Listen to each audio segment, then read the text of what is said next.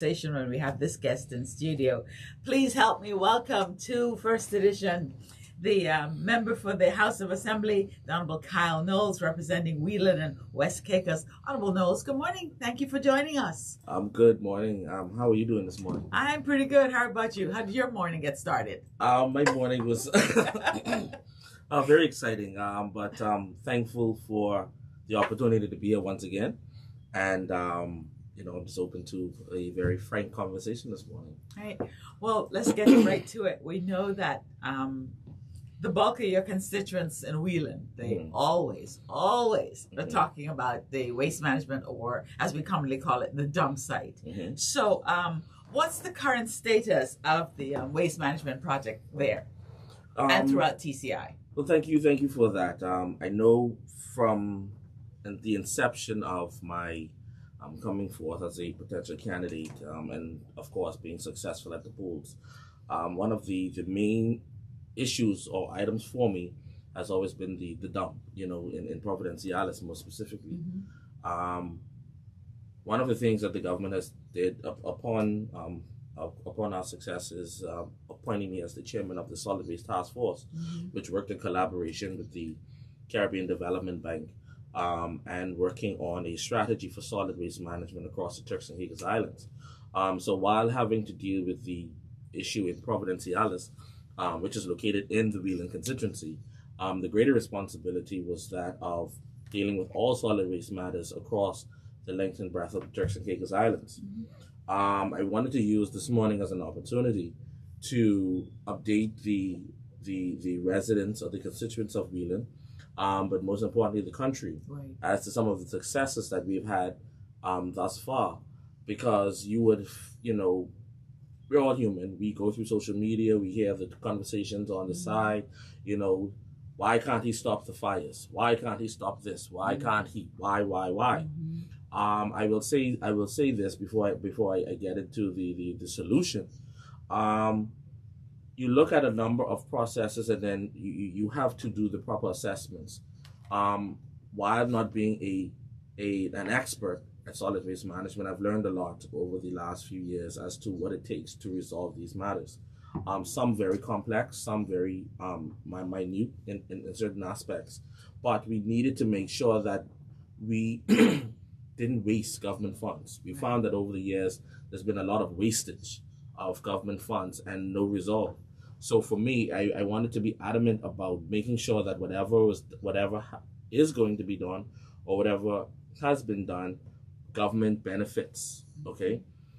With that being said, the CDB consultation came into effect in 2021 after the government secured the, I think, $163,000 for the funding of that exercise, the consultation exercise.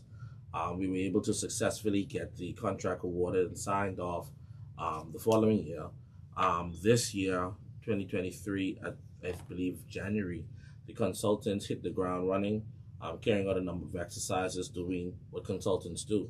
One of the things that we realized is that the dump has a significant amount of ground underlying fires. One would say, well, just go out there, excavate it, and deal with it. Again, if we were to take a lackluster approach, we would actually be putting lives in danger. Okay. So what we've done from the consultants is taking a more strategic approach, and I'm glad to say that as of today, we would have procured, or we would have been able to attain some access of $500,000 to actually eradicate or extinguish, I should say, the fires at the solid waste site here in Providenciales. One might say, well, how is that even significant? You must realize that in order to move and in order to mobilize and in order to create the modernized solid waste facility that we want for Turks and Caicos, we must extinguish the current issues, or we must deal with the current issues, i.e. the fires. One might say, well, the dump is always on fire, and you were correct. The dump is always on fire, but the fires that we're talking about are underlying. So the process as at hand right now, after having meetings with the task force, we've put together a strategy that should take about 2 to 3 months to eradicate all of those fires. I'm glad to also say that we're in the process of working on confirming the new contractor. And one of the things I wanted to say with that is what we've done as a government, value for dollar, right? It's a more comprehensive contract, one that will be managed properly, that will have the necessary technical aspects in place, one that would also have the right proper machinery in place. You hear about incinerators, you hear about tire shredders, you hear about wood chippers, you hear about all of these different equipment. Well, those are just some of the things that are prerequisite in order to be successful in getting the dump back to, or getting it properly managed. So again, we look to roll out very shortly a public awareness campaign, because again, the constituents of Wheeling, their concerns are my concerns, and we want to make sure that their health, the environment are not negatively impacted any further. Because again, it's been a long time coming, and again, and I'm going to say this, and I'm unapologetic about it. It's not about politics. It's about the lives and the well-being of our people. I have an infant. I live there. I suffer from the same issues that my constituents suffer from. So it's a very personal issue for me. And I want to be bold in saying this. I challenge anyone who has anything else to say about it, because that's how personal I take this matter. Okay? So seeing it through to this point, I think is a significant accomplishment of just the hard work of the environmental health department. And I must say kudos to them, especially the Chief Environmental Health Officer, Mr. Trevor Hines, as well as Ms. Tiffany Murray, who was the CDB coordinator, and P.S. Lewis, of course, is definitely a lot of hard work, a lot of sleepless nights. I agitate for this on a frequent basis, so it's just a testament that we must remain persistent if we want to see change happen. Yeah. I'm sure Honorable knows, even those of us who don't live in your constituency, we see and hear that passion, and we hear you talking about this almost on a daily basis. So we know that you're passionate about it and you're trying to do something. But you mentioned the significance of other factors, and people saying to you, why not put the fires out? And you mentioned that some of these fires are underground. Could our water quality be affected? Yes, so another part of the strategy is looking at the water table and making sure, and that's why these processes have to happen in sort of a phased approach, because we don't want the water table to be affected ultimately. We're also looking at dealing with liquid waste, and that also can have an effect on the water table. The air quality, these are things that, because of the process of government currently through procurement, of course, is what I'm making reference to. A lot of these items have been slowly rolling out, but I am glad to say that we've made significant strides. I definitely think and not wanting to preempt too much, I think over the next few months, a lot of work will happen, but it's timely, right? Because we didn't want to find ourselves in a position where we just threw money at a problem and hope that it would fix itself. Because again, we talk about capacity, we talk about skill set, we talk about a growing economy like Turks and Caicos. We have so many things happening. But building capacity is one of the things that we're keen on. Consultations happen. We might be tired of hearing the word consultation so many times. But I can say to date that this consultation in particularly has definitely benefited Turks and Caicos. The consultants have even taken it to an extra step by helping us strategize to mitigate some of these short-term measures, because it's incumbent on them to produce a proper document for us, right? But they can't do their job if this current issue is hindering them. So it's a win-win for us. So we'll have the technical skill set on the ground through the consultants, along with our local officers.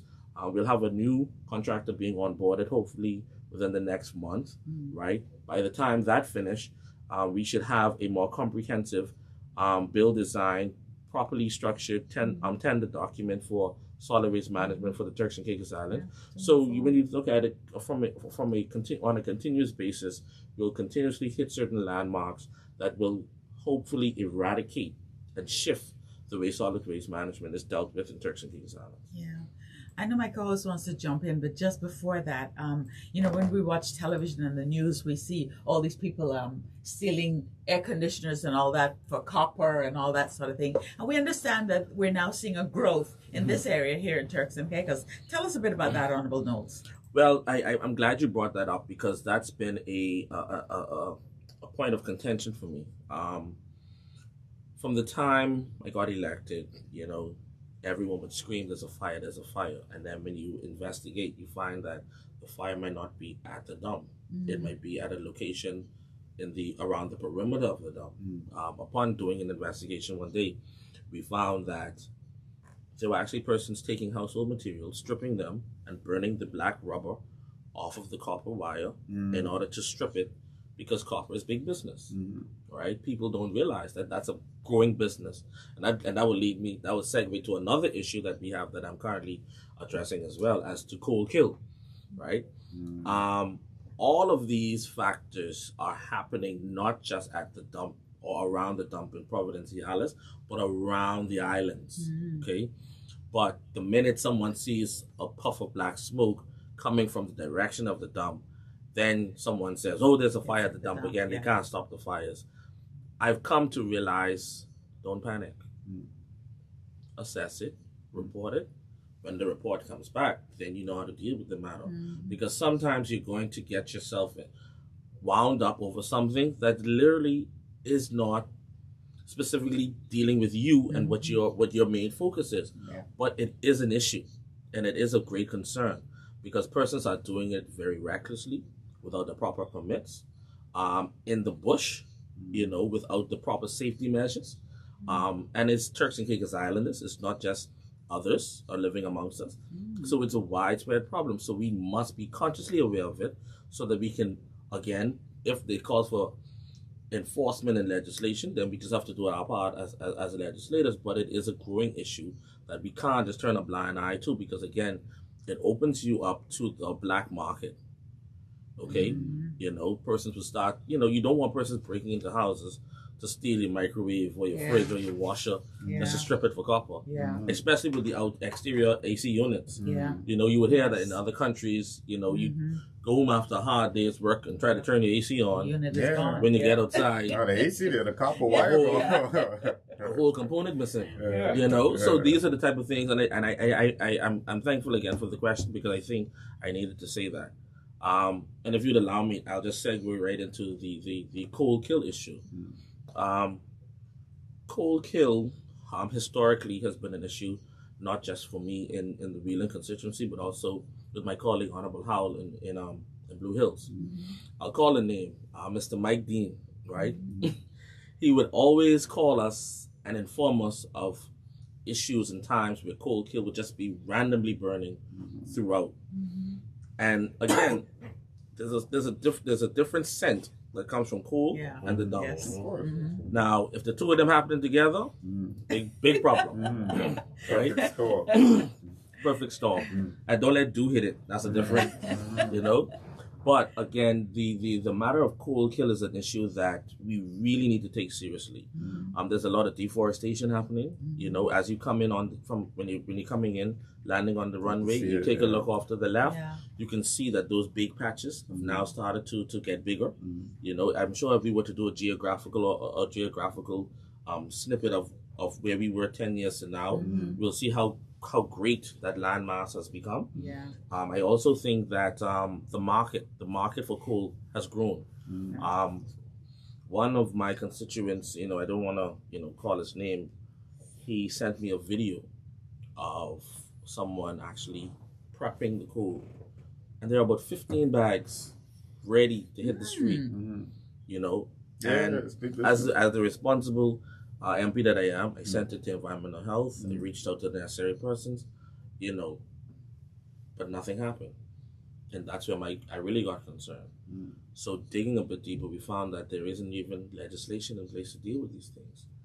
So again, pushing the matter, pushing to the premier, pushing to the various my colleagues on this.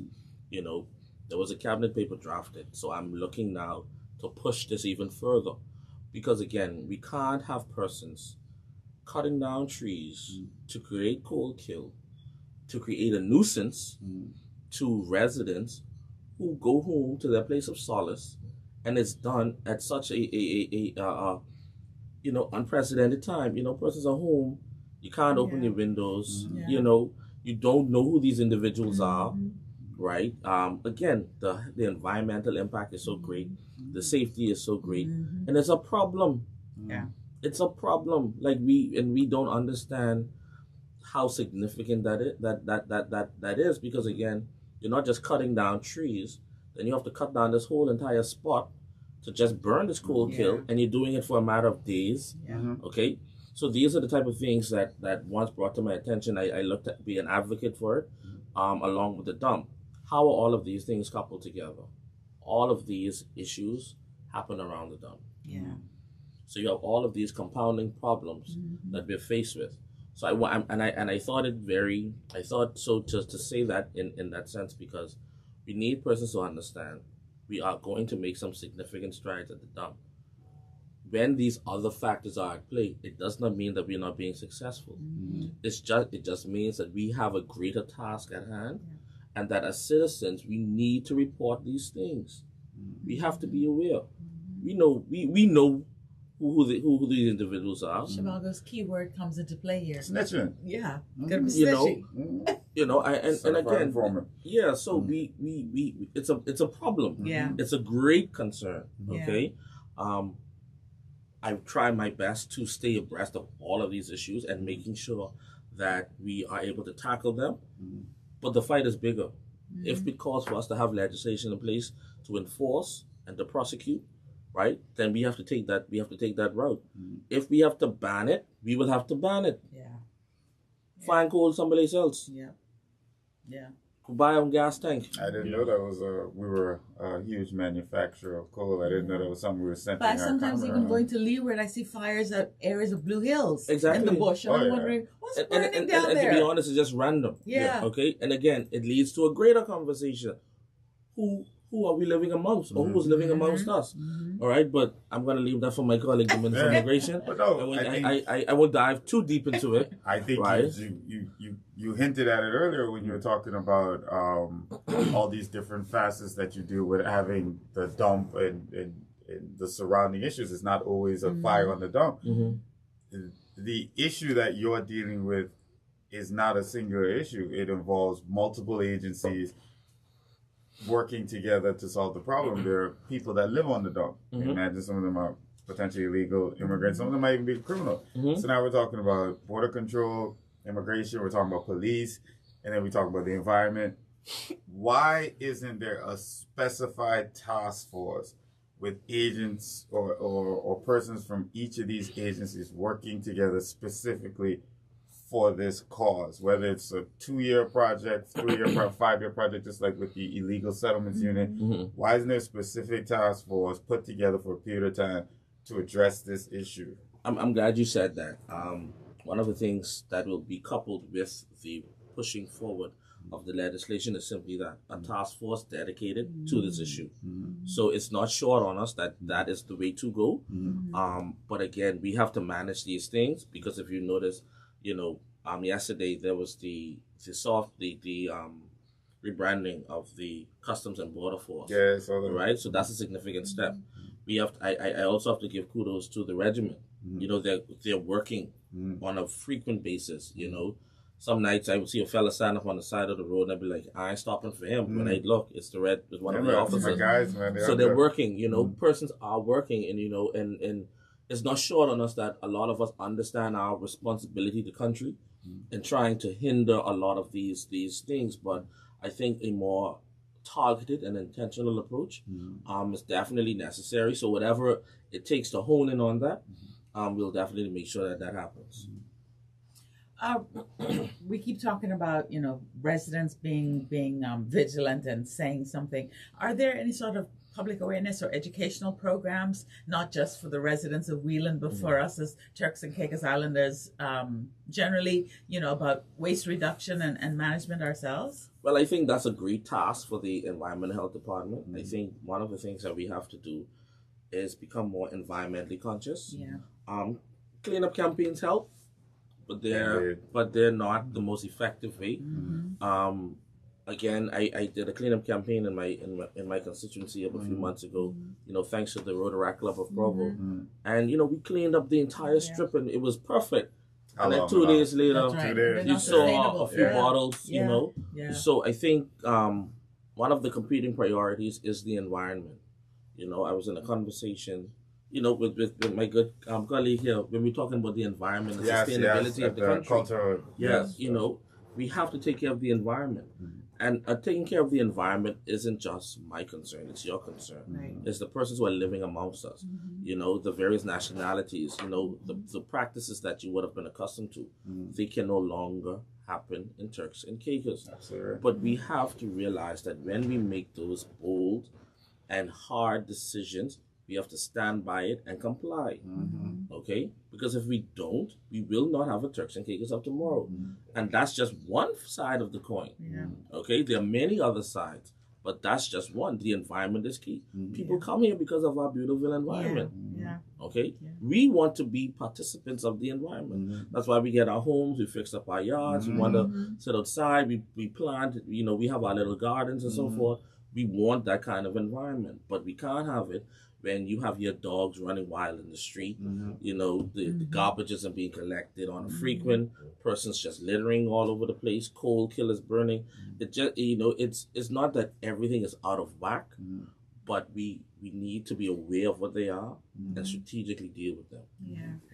Honorable Knowles, those were great suggestions, and we keep talking about suggestions and solutions, but then will the relevant manpower be there to enforce this? Well, I'm one who... We've got lots of legislation. It's enforcement that's our problem. Well, I'm one who believes that government has a significant responsibility to its people, and you have to be unapologetic about that.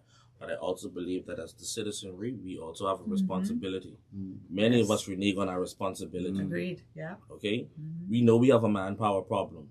We have a capacity problem.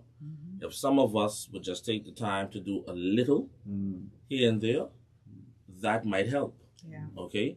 Outside of that, we must be intentional about building capacity. We have a lot of children coming out of school. How are we going to find the new environment and health officers? How are we going to find the new customs officers? How are we going to find these persons to fill these spaces? So if we are going to build capacity in that sense, if you talk in that nature, it doesn't always boil down to just the money at the end of the day. We need to have a sense of pride, national pride in country that will help propel us to want to be a part of to be more to be seen as stakeholders, and not just the end user, because it's like, what can you give me? No. What can I give to my country? I think if many of us adopted that mindset, we can slowly nip away at some of the issues that we have. That's interesting. So I left you guys speechless. No, I can take that one down.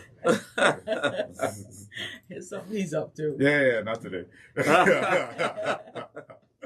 So, but going back to I know spending time on the dump, but I'm curious about the individuals that live on the dump. So, moving forward, you mentioned that we're going to have a new contractor, and within a month. Technically, yes. Technically. So, what kind of situation are they walking into? Well, they will be walking. Well, let me go back a bit. The premises has to be prepared for them to come in as a new contractor. So the eradication, and again, we're not talking about hundreds of people on the dump, mind you. No. Okay, let me just clear that myth, because when we hear about persons on the dump, one would think that there's a whole village of individuals on the dump. They're not that much, but it's just that the persons on the dump is noticeable. You understand? You see them, right? So that from that standpoint, those persons would have to be removed, because the contractor would also be responsible for security. So they then have to come into a non-toxic environment in order to secure the premises, and be able to control the flow of persons coming in and out, and what comes in and out of the premises. So again, when I talked about a very comprehensive contract, this is not your typical come, bring your equipment, and that was my next question. Yeah. No. Do you have any idea what the process is like? I had a terms of reference, but when I looked at it, it didn't cover what there is a term of reference that covers everything that I wanted to really share with you guys, but it's a very comprehensive one, one that's very stringent. So you're not looking at a contractor who's just gonna come in, give you half the work and then bank all the money. This contractor will have to work. Yeah. Okay, and I think that there's so many persons who want to who would have wanted this opportunity, but as long as I'm the MP for Wheeling, it's not going to be a walk in the park. I told them, I'm a very nice guy, but when it gets to these kinds of things, like I'm very zero tolerance about it, and unfortunately, it puts us in that position because you've seen what has happened to the governments in the past, and you feel what is happening to the people on a daily. Yeah. So I can't sit there and pretend as if it's okay. It's not okay, and it won't be okay until we fix the problem. We as the citizens will hold you accountable, right? Exactly. They're not going to go to the contractor and say you did not honor your agreement. No. They're going to the person they voted for. Yeah. We didn't vote for the contractor. Listen, No, exactly. So again, it my leads. dump's still on fire. Yeah. So it leads me to the point where it's more action. People seeing is believing. That's why I'm adamant about starting, because you have to start. Yeah. You can't. The days of lip service are over. Like our generation, we don't come to me if you can't show me. And the longer we procrastinate, the worse the situation. The worse gets. the situation, the worse it becomes. Yeah. Because again, like people don't realize that. And again, just sticking on this, the amount of trash generated in this country on a daily basis is astronomical. Like persons who don't see it. Well, you should see it because you see them on the trucks, coming on the road on a daily basis. Everything that we import, everything we don't make anything, so we bring in garbage. So every time you see these big containers full and these big ships garbage. full, that's garbage. It has to go somewhere, and we're not shipping it out.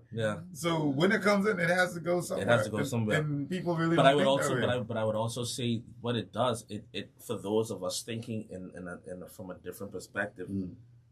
Should cause us to be more innovative on how we dispose. Listen, we're designed for recycling. Our economy is we bring in all this stuff. And I leave this open. I invite any company, any entity that wants to use Wheeling as the basis of starting as a pilot for recycling. I mean, we have structured communities.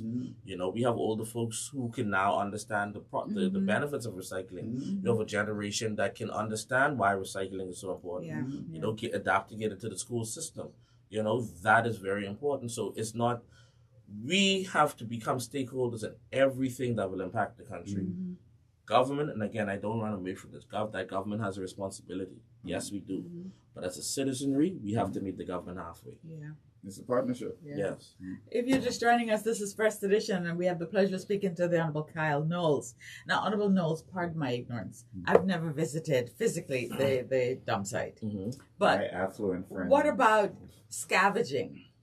Are there separations? Like, is clothing one way? Is appliances one way? Is there any sort of separation? I'm not able to really comment on that at the moment. I remember there briefly was one time. I remember they built that station at the front, so you had to check your stuff before you get in. Again, I'll say this: we are adamant about how we move forward with solid waste in Turks and Caicos.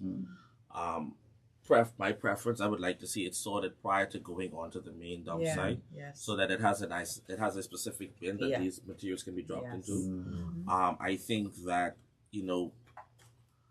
well, that's another conversation.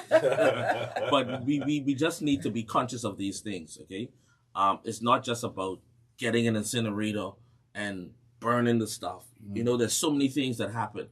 There's construction waste going down there. We do have some element of liquid waste and green waste and all of these things. There's so many other factors at play. It's a comprehensive issue. And that's what I'm saying. Like we have to. The road has been long getting to this point. And I want to thank my constituents for being patient, but I know their patience is wearing thin.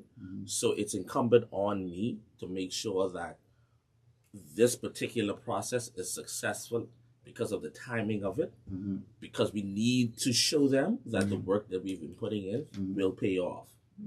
Yeah.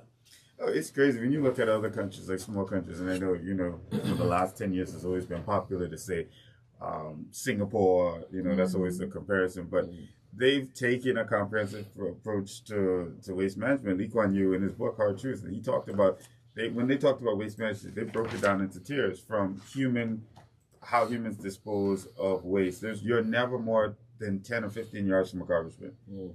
And that's why their fines for littering are so high. You have no excuse. If a cop get you, you can, they fine you the first time. It's a repeat offense. You can go to jail for throwing a piece of garbage. The streets are incredibly clean. Restaurants, or if you open a restaurant, big part of your business plan is how you dispose of your waste, like the grease and all these other things. Like they put the onus on the individual, but they make it easy for you. So it's not just you have to be clean. There's free garbage trucks. There's free pumping of waste material, but you have to utilize these resources. Yeah. So it makes me wonder. We're looking at the waste management end of it, where the garbage ends up.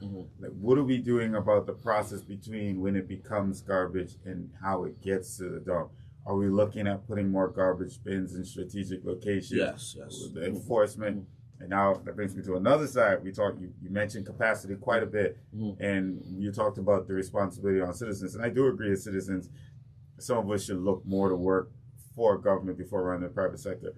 But the reality is there's a huge disparity between the incomes in the private sector and there's the public sector. Now, I know the public sector has done quite a bit. The deputy governor has been leading the charge for quite some time on salary reviews and raising salaries, but it's still not comparable.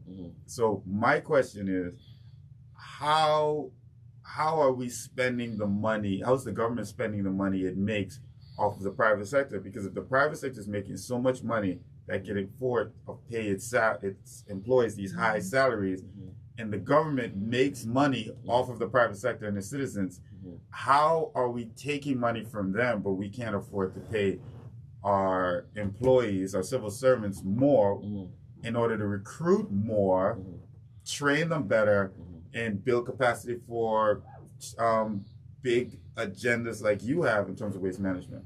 Well, I don't know if you're aware, but there's currently a salary regrading review underway, and hopefully that should answer your question as to how government is using funds to properly compensate civil servants. I think one of the issues you'll find is that not every area, well, garbage, for example, is not a very interesting area for a number of persons, right? You find persons who might specialize in certain fields, but it is a niche market, right? A niche market that needs to be explored. Like you'll find a lot of persons coming into into Turks and Caicos and just randomly reach out to me and say, "Hey, what are you guys doing with your solid waste?" And it's like where's this conversation coming from? Because it's big money in other countries. But it's big money in other countries. Like I didn't realize how big of a deal it was until I got union job. Like when I got into it. So when I got into it, it was like, wow, you can see how many spin-off factors there are. So we really need to. I welcome your question. I think the salary grading review will answer the question as it pertains to properly compensating civil servants and hope potentially growing the capacity from a capacity base, because of course when persons will see that this job moved from this scale to this scale, it makes it more enticing for someone wanting to apply and become a part of the service. I think on the flip side now, the interest in particular fields is where we need to be more. We need to attract individuals into it. Because coming in, you go ask a 16-year-old girl now to come in high school, do you want to be an environmental health officer? Oh, what does that entail? Oh, you have to go to the dump and do inspections. Not me. No, thank you. Okay, well, how do you counteract that? No. But you have to drive home certain points. Like you have to sell this thing. Like our generation might not be so hard to sell us on certain things, but this younger generation, you have to sell them on everything and make them see how they will benefit. And you got to make it look sexy. Yeah, you have to make it look sexy. But employer, you ain't nothing sexier than money. Well, so if you start them at $4,000, $5,000 a month, they'll go down to the dump and they'll put on their little boots and their jersey bundle. I genuinely think a lot of people, they only care about salary these days. How much are you paying me? That's the first question they ask anyway. So, well, my mindset was a bit different. You know? Yeah, we got to skip that, man. We different. That passion and love for country, that's cute. Yeah. Right now, we need garbage men. Yeah. So we got. But listen, we've heard an awful lot about the representative and his project and the waste management and Wheeling residents and you know we feel for them. We don't want them to go through this. But I want to switch the topic and talk more about Kyle Knowles. Okay. So Honorable Knowles. We understand that you recently were elected or nominated as the chairman of the PNP. How did that come about and how's it going?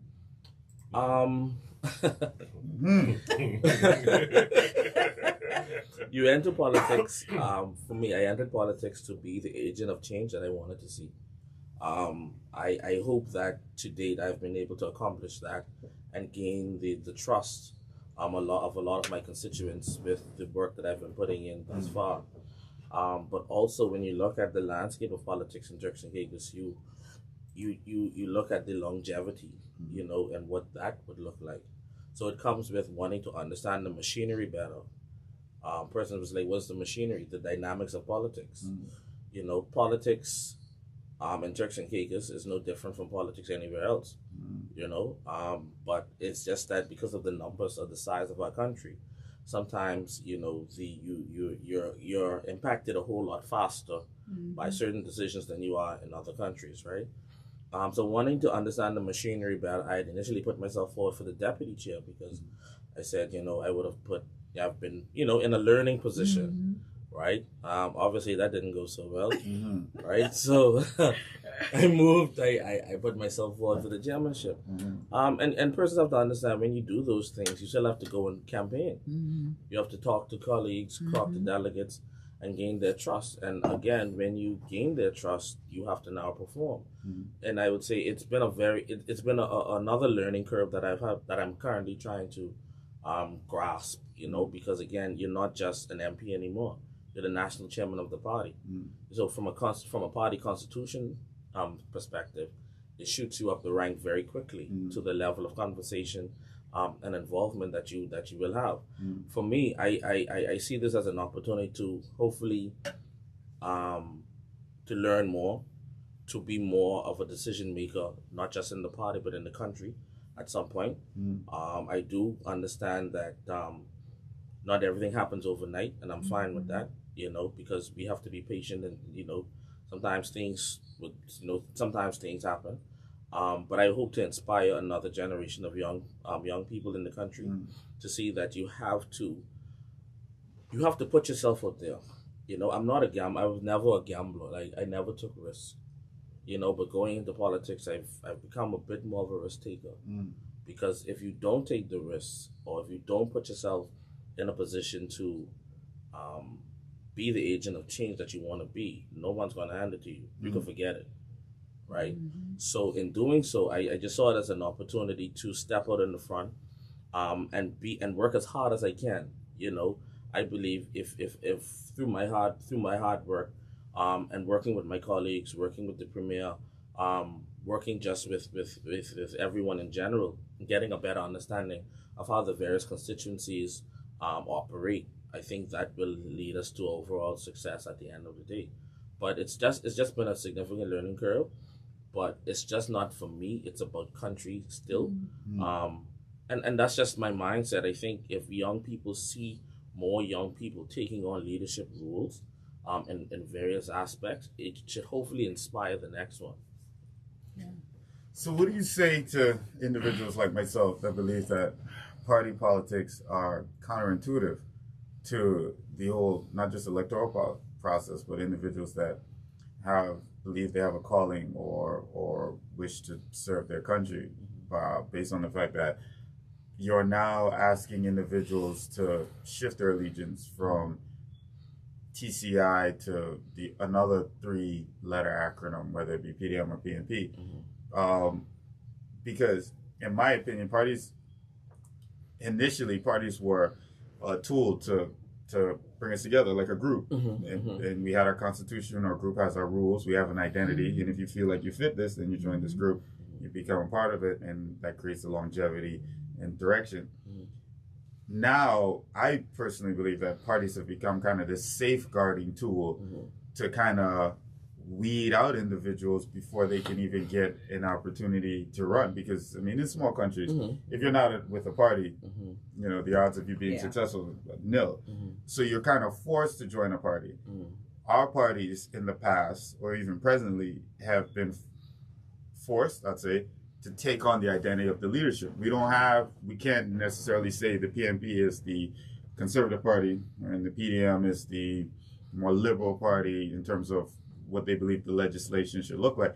In honest, the constitutions for both parties are very much identical. And based on the leadership who then decides after being elected, premier, this is the direction we're going to take the country. So if you're an individual, a young person, and you have these strong beliefs, but you're forced to pick a party that doesn't necessarily have an identity, there might be more people that you identify with there. But once you join this party, you have to go through this grooming process to eventually become a candidate. Because you talk about the politics, for you to be chairman, you had to go and meet with certain persons to say, hey, I want to be chairman of this party. And these long stalwarts of the PNP, like, that's equity. Kyle owes me a favor now once I support Kyle to be chairman. And that I now have equity. If Kyle ever becomes a minister of this, remember who got you here. What about young people who are perceptive enough to see this for what it is and understand this? And although they want to support their country or serve their country or be involved in frontline politics, don't want to get involved with this process. They don't see PNP, they don't see PDM, they see TCI. That's all they care about. They don't care your color, they don't care your party. You're a Turks Islander, I want to go there and find ways to help you. What do you say to them? It's all about a choice. You make the choice as to what you want to align with and who you want to be aligned with. If you decide that, listen, neither party is holding true to the ideals that I hold, that's your choice. Who am I to tell you how to what your choice should be? For me, there were things about the PNP that, you know, it stuck out to me, you know, and I saw, and not just in current leadership and past leadership and what have you. So it allowed me to make a more sound decision, right? I think what we have to do is we have to be mindful that when you, in any organization, and I think this is where we sometimes get lines misconstrued. I'm a Rotarian as well, but when I joined Rotary, I had to adapt certain ideals of Rotary, right? The political parties are also associations that have ideals and so forth. So you have to make a decision as to what you want to do.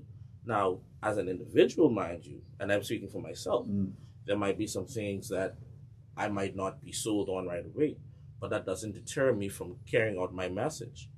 You understand? Because there are things that I want to get done that, and I had this conversation with someone coming here. Communication is a two-way street. You understand? If there's things that I feel that I'm not comfortable with, I have the premier is at my leisure. I can go to the premier and say, listen, premier, this is my position, blah, blah, blah. You know, either, we agree to disagree, or we look at a compromise between the two. I think we have to be open to those conversations and not just be so closed off as or adamant that, they're just going in this direction. Sometimes people might be going in a certain direction because they haven't had an opportunity to see the other side of the coin, right? So as an individual, you have to be sound enough within yourself to be able to communicate this message, make a choice, because again, for me personally, again, I find that persons are afraid to make decisions. You understand? Now, I made a decision to become a PNP, and that's a choice, that's a decision I have to live with. Okay? That's not your choice. But that doesn't make my ideas or your ideas any greater or better than anyone. I might be able to learn from you. So I wouldn't be so closed off to the fact that, yes, sometimes parties take on the persona of the leadership. Mm-hmm. It happens. Mhm. It happens all the time. Mm-hmm. You mentioned the Republicans. Look at what happened with the Republicans when Donald Yeah. Trump was there. Yeah. Look at them now. Mhm. Okay, I mean, sometimes the more predominant personality can definitely sway people, Mhm. right? But I think that for me, it's all about the choice you make, being open to the ideals that that organization has to offer, being able to decipher, to know who you are as an individual, right? And be able to make a clear decision and be able to communicate it effectively. Because we don't communicate and we leave ourselves open to different perceptions. Because guess what? If I don't communicate with Shivago, I might hear Shivago talking about a topic, I'd be like, man, he's going totally against what we're talking about. But the minute I have a conversation with you, I can have a better understanding of why you made the decision you made, right? And then when you hear my side, we can understand, okay, we shouldn't approach it from such a left perspective or such a right perspective. We need to meet it halfway, right? So that it doesn't greatly offend anyone. Mhm. You still have to make a hard decision, but at least both sides are comfortable with that decision and we can live, cohesively, in our vein. So I hope I would have answered your question. Yeah, man. But let's stick with that. Let's stick with your party politics. Mhm. Last week I had a conversation with someone, and they were talking about the successes and the effectiveness of the government, and the individual said to me that the only thing they thought the PNP government had fixed to date were the police records. Now, a couple of weeks ago, we asked someone to give us an elevator pitch. As chairman of the PNP, give us your elevator pitch on the successes and failures of this government. Wow. Yes. Oh my goodness. Damn. All right, Cheryl. I thought we were friends. Oh man. Wow. I'll say this much, and I like you and I were discussing prior. I think what needs to happen is we need to have balanced conversations. I think as government officials, we because we're so busy in the day-to-day operations of government, sometimes you miss certain things, right? You're human beings, right? I'll use Honorable Taylor for an example. Honorable Taylor is doing magnificent things. She's doing a whole lot, from this after school daycare to the programs after school to the center in 5 years. Felix Morley. The Felix Morley. Yeah. The Sports Commission has run out a robust number of sporting programs. The community college is free. And new location. And new locations with Yeah. the whole TVET aspect of things. I mean, when you think about the whole Crown land aspect, rolling that out and giving persons an opportunity to hold on to the titles that they currently have and working through those situations, of course. When you think about the telco loans that was paid off recently, Yes. even for myself, when you think about the water lines that are coming into the constituency to afford people running water, The increase in the social welfare. the increase in the benefits, social yeah. welfare. Yeah. You just talked about the rebranding of border control. Rebranding Yes. of border control Yeah. and what that would look like from a technological standpoint with the biometrics and all of that stuff. Like we need that Yes. like yesterday, but we are making strides to get there. The list can go on, but there are some things that we need to get fixed, that we need to get sorted out. So we need to have a balanced conversation. I said to the person, the way you're talking is if it's all gloom and doom, right? Any government knows coming in, you won't accomplish everything within the 4 years. Yes. But we're making a concerted effort to hit strategic goals that can impact persons. Yes, there are some other elements that we need to tap into that will directly impact persons. We're doing that as well. But the system, and again, I hate to sound so repetitious, but the system that we're currently operating under, and we're hoping to get these things worked out, systematically, doesn't allow for a fluid system of rolling out initiatives, right? But we are making significant strides. So again, we can't. The MSME grants, we came in. That's huge. The categories grew. The tariff funding has increased. They're now doing more to assist current holders of the persons who would have been successful. There's a lot going on, but I think as chairman, we will have to do more at making sure that it stays at the forefront. Again, the housing strategy, persons having an opportunity to write and to be able to obtain a grant up to $50,000 to have refurbishments done on their housing, right? A grant, $50,000. Hello, Good money. you don't got to pay that back. You understand me? And works are being done on your house at the same time. I think what happens is that because we roll out so much, we also have to do the assessments necessary to make sure that our people benefit. Yeah. But our people have to put themselves in a position to benefit. Because I can tell you, the housing strategy came out, and it was out for probably a few weeks. Only in that short 3 to 4 day window when it was about to close, my phone started ringing off the hook. Oh, I didn't know. And everybody started sending it. They got about 300 applications. 300. Okay? Now imagine. You do the match. 300 at $50,000. Okay? That's $25 million, right? That's a lot of money. That's more than that. Yeah, no. That's true. Yeah. That's $50 million. Yeah. So Y'all charge $50 million for that? I said, nah, don't get me wrong. That's it. I only tell you do the math. I ain't say how much money we That's how much people apply. That's how people apply, Yeah, right? But I'm just saying, you know, when you're talking about impacting lives and touching lives and doing what is necessary for our people, we're consciously aware of it. The issues that all governments have is the way things are being rolled out. That is why it's important for us to keep. Did your math. That's why it's important for us to keep pushing. You know, to keep pushing. And I'm sure there are more things in the pipeline that can definitely, you know, that can help us. Oh goodness! You just say you thought we were friends. This is not right now. So listen. Oh, See, I don't know if you guys have been following the news lately, but I've noticed there's been a dispute of freedom of speech. Now, one of my good cousins, colleagues here, famous for the term good cousin, is experiencing what has become now a legal rift.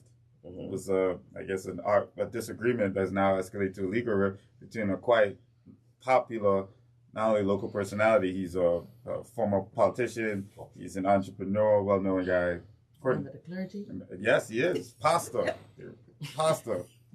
My also good cousin. Now, we've seen this escalated now to a legal disagreement. Now, I know the typical response here, legal matter, court, blah, blah, blah. Exactly. Yes. So, we'll take you away from that. As a politician and elected official, what is your opinion on an individual, a Turks and Caicos Islanders' right on what they can and cannot say and the usage of our new freedom of speech or restrictions on freedom of speech legislation? I want to ask you to speak specifically on this situation unless you feel like it, but I'm more concerned about your opinion on the usage of this legislation, one, and the rights of Turks and Caicos Islanders and the freedom of speech potentially being stepped on. Turks and Caicos Islanders have the right to freedom of speech, and I support that, you know, undoubtedly. I believe that with freedom of speech, there comes a level of responsibility that is necessary. You know, I think, you know, being poised or placed in this position and the public sphere, we are open to everything, you know, but there must be guidelines, unwritten, if we can call it that. And I think that any time that you feel as if those rights are being trampled upon, you know, as a human being, as someone with a beating heart in your chest, you have the right to defend yourself, right? But it's your choice as to how you deal with that matter. You know, I would have had persons who would have offended me, you know, and I see them, we had a conversation, right? But if you feel as an individual that your position is to take other measures, that's also your right to do that as well. Okay? But I support freedom of speech. You know, I don't believe in hindering freedom of speech under any circumstances.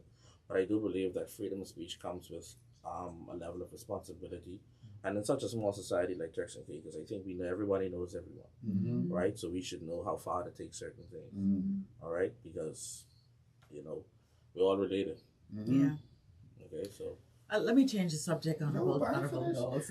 You're not finished? No. Oh, okay, go ahead. But so because I want to talk about the legislation, that's what I'm concerned about. I remember when this legislation was first being introduced, and there was a lot of controversy around it because how do you determine what is a person's freedom of speech or when a person is being verbally attacked or so I was always concerned when we would have our first landmark case using this legislation because if you don't do it right, you're going to set the wrong precedent. So I'm worried now that we might, and I would like to get his opinion. People who keep calling for this Freedom of Information Act. Yes. Well, I say this. I will have to do some more homework on it before I even answer any questions further because I don't want to put myself or the party in any compromise. Just party chairman. I'm sorry. But I would say that we have to be cognizant that if there are certain legislations in place to deal with these matters, that we are properly briefed on it.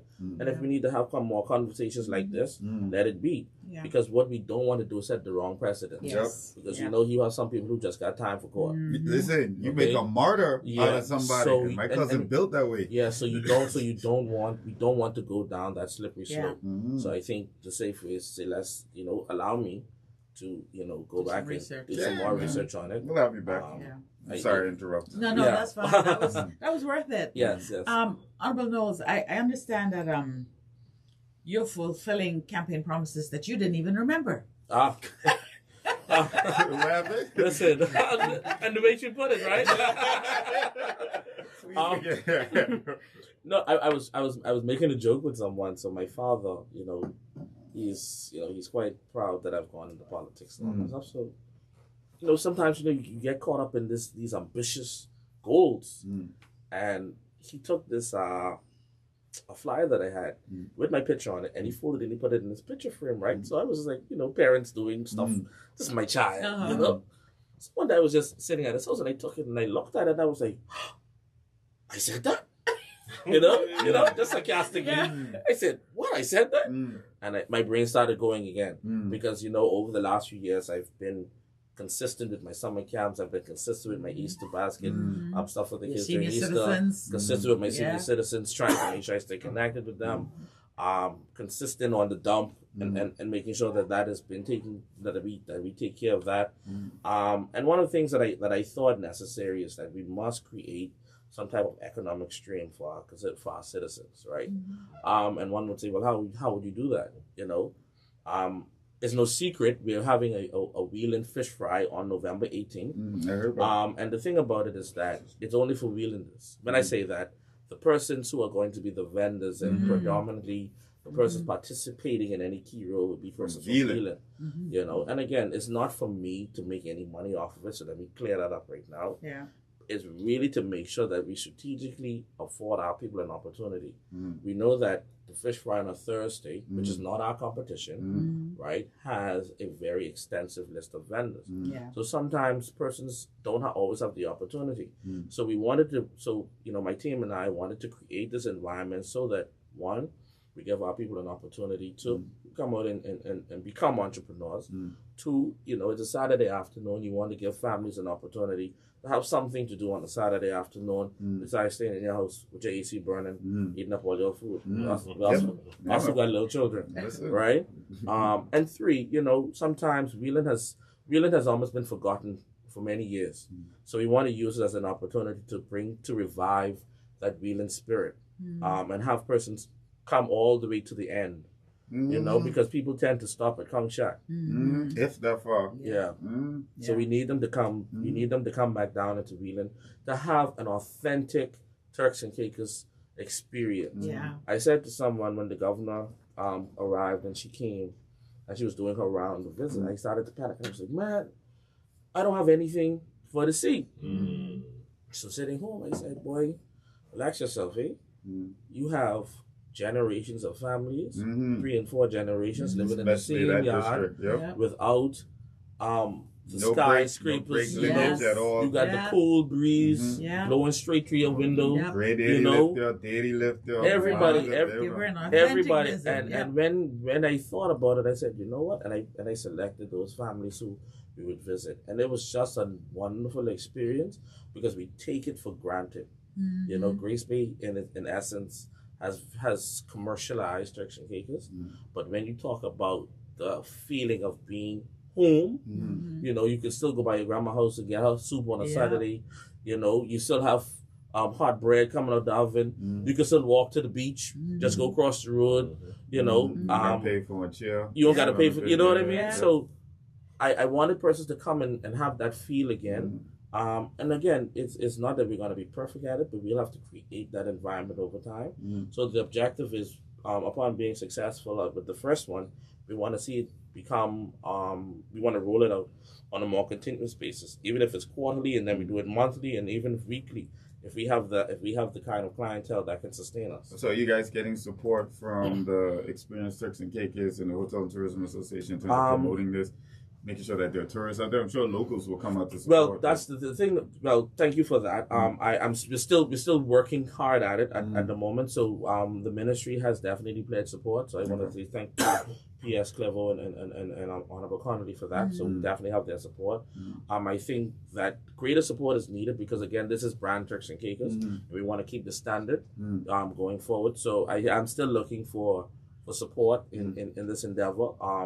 You know, big or small, you know, we the support is definitely needed because it's important for us to invest into these kind of into these mechanisms for it to become successful. You know, because once you have stake in it, you're going to make sure that it succeeds. Yeah. So that's one thing.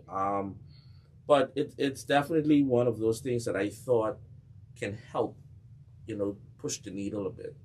I have some more news coming. You know, hopefully. We have another big ticket item happening in Wheeling soon, through a public-private partnership. You know, the creation of something magnificent that'll be somewhat of a landmark, if I can call it that. You know, for Wheeling very soon. So hopefully I'll be back by before December, with full-fledged plans on that. You know, and again, that's a testament to social responsibility. You know, corporate citizens understanding that they're reaping the harvest of Turks and Caicos, but they don't think it. They don't. They think enough. They think enough to give back. You know. You shouldn't leave it up to a choice. It should be mandatory. Yeah. So that in itself, and I'm appreciative of that entity. So as we get closer to time, we'll divulge more information. And just to speak to some of the things happening in the constituency, just continuously pushing for more water lines, pushing for more lights, pushing for more basic infrastructure. You know, and I want to applaud, you know, Provo Water. They've worked hand in hand with me over the last 2.5, 3 years on a number of projects. You know, they've never spared any expense, you know, coming in to assist. You know, again, we just want to make sure that persons benefit directly from a lot of what is happening in Turks and Caicos, because, you know, people see, you know, you have these, you know, you see a lot happening out there, and then you wonder, how is it impacting me? You know, sometimes we have to be intentional about how things directly impact people. You know, it sounds crazy when you say, oh, we just put a light on the road.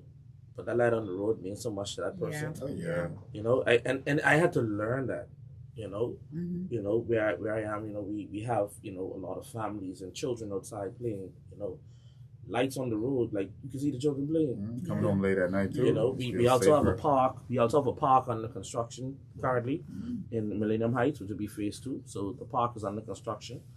So you know, following up on that, we spoke to the Energy and Utilities Commission. I think they have a solar lights project coming out soon. So we're looking at being the recipients of some of those solar lights as well.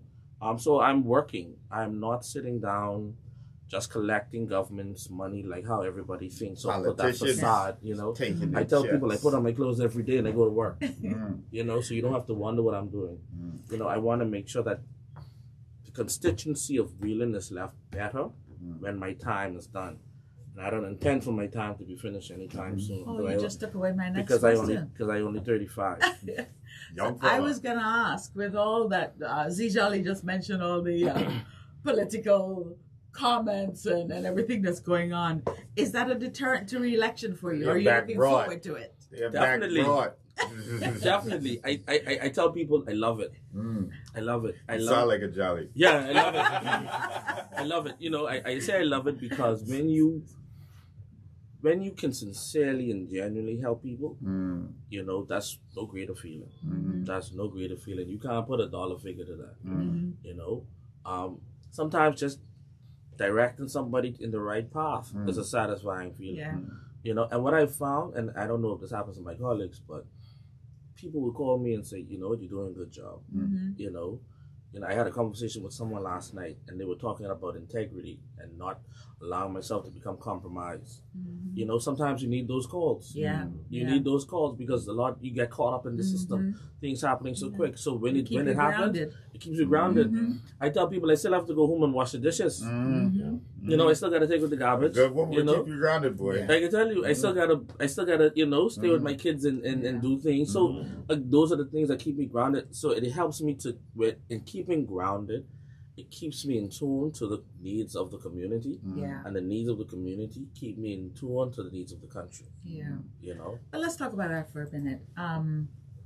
You know, we alluded to it earlier too, that being a politician, and particularly an elected member of the House of Assembly, we kind of think you belong to us. Is there a time when you disconnect from your phone and say, this is family time? We know you have a relative infant at home. So is there a time when you just say, okay, this is family time now? Well, when I was just an MP, I used to think that way, and then I went and became chairman. So now you got to answer to the party and your exactly. So it moved, and not just my constituents. Like when you take on national chairman, that's everybody. So it's almost like you're an MP and you're at large at the same time. And them Grand Turk PMPs. Hey, watch it now. I did not say it. Watch it. They will call you any hour. No, Tell me, Elisha. He belongs to us. See what I tell you? See, all right there. But I'll say that you have to, in pockets, you know, in pockets. Sometimes, you know, my son is only 5 months, but he's starting to recognize us now. So when I walk in the door, he looks at me and like he's overwhelmed with joy. So I know at that moment, you ain't going back out. Yeah. You know, you have to stay and do what you have to do. Like my daughter, she is 5, and I tell people one day she said to me, and this was like, I don't like, she chastised me, right? So I promised her something, and I said, you know, I was dashing in to dash back out, and she said, "Don't you break any promises to me." So when she said that, I said, from your daughter, from my daughter. So I picked up the phone and I called the people who were waiting on me, and I said, "You all start because I can be late." I said, from your little girl. my little girl, I said, you know what? So, you know, you have to, time management is crucial. But because of the heaviness and the workload, sometimes, you know, you have to manage those things. But when you do get those quiet moments, or you do have those times, and again, that's just your family time. Like you need time for yourself. Yeah. You know, so you have to manage all of these things. I one day I asked one of my colleagues, I said, "How you doing?"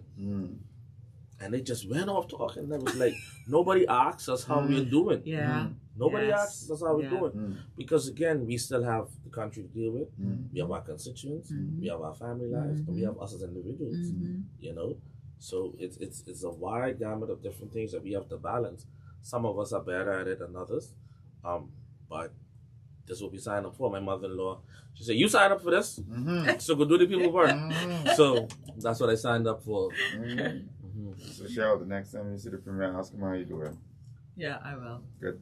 Honorable Premier, how are you doing? Honorable Knowles, we've talked a lot about the waste side. We've talked a lot about Wheeling. Is there anything that we didn't cover that you particularly want to mention? You know, I think as we get towards the end of the year as well, and I think it's no secret that, you know, persons are there's no secret that we will eventually end up into an election cycle very soon. I just want persons for many of us to just be respectful of one another. You know, we're a small society, right? You know, sometimes we can easily offend people.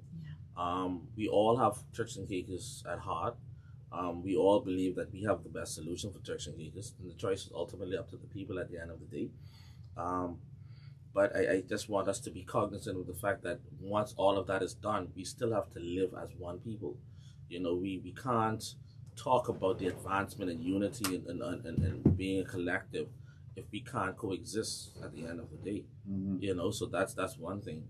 On the other side, you know, to my constituents and even to the wider Blue Hills, you know, I think Honorable Howell and I, you know, we have our countrymen at heart, and I think what persons realize, or persons need to realize, is that some things are out of our remit, right? It doesn't mean that we're not pushing. It doesn't mean that we're not trying. But government as a very, you know, robust system, there are competing priorities. You know, I think Honorable Howell would have had his tender come out yesterday for the park and the jetties. So we look for works to begin with that, so in beautifying that area. You know, I would have my works at the dump, and then potentially this next project coming out, hopefully to break ground and then start construction early next year. So all of these things are happening. I think we just need to sensitize the citizenry to how these things work and make sure that it stays at the forefront of their mind more frequently, so that we don't, you know, so that persons don't feel as if nothing is happening. You know, and it's so easy for that to happen. I think outside of having constituency offices and those things, you know, what I started doing as well is timelining. I would go to the headquarters for about 3 to 4 hours, you know, once a week. You know, I just open it up to constituents, come and see me. And most times I found that they just wanted some information about something, you know, and it was easy. So we have to be creative.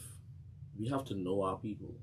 We have to know what they want and be able to say to them yes and no. Okay? When we do that, I think their understanding and appreciation for us as representatives will be a whole lot better. Because again, you know, as human beings, things of the past, we're still hurt by it. We still feel jaded by it. So the expectation is, oh, this one company can do the same thing.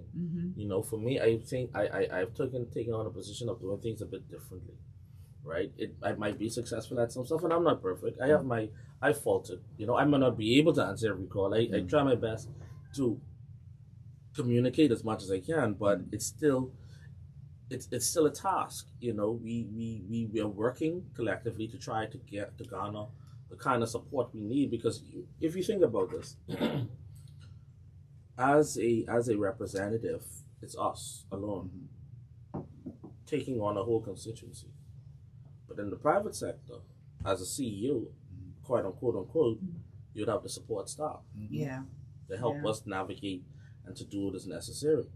So I would say sometimes you have to show us a little bit of grace.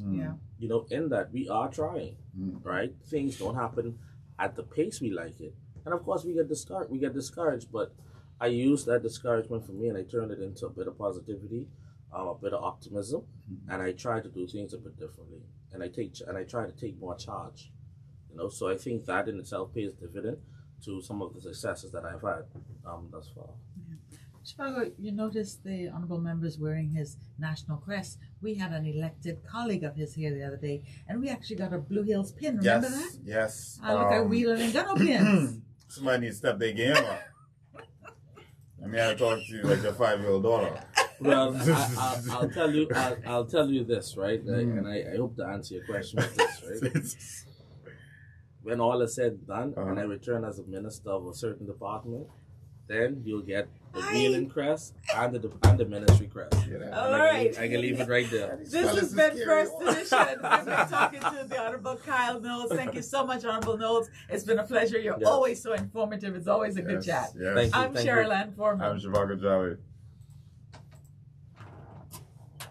Bet you that's Jared's by the door. I was supposed to tell you, you take any pictures while we was talking? You took any pictures while we was talking? Like you would know the